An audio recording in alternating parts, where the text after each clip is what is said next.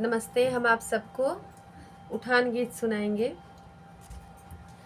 टूट गई पलंग के डोरिया ललन भुइया रोवैये गोइया। टूट गई पलंग के डोरिया ललन भुइया रोवैये गोइया। आपन मम्मी होती त दौड़ के उठौती, आपन अम्मा होती त दौड़ के उठौती।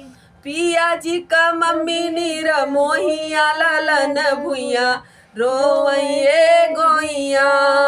प्रजा जी का मम्मी नीर मोहिया ललन भुइया रोवैये गोइया।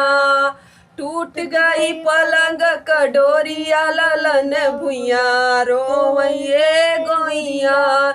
आपन भाभी होती त दौड़ के उठवती, आपन भाभी होती त दौड़ के उठवती। पिया जी का भाभी नीर मोहिया ललन भुइया रोवैये गोइया।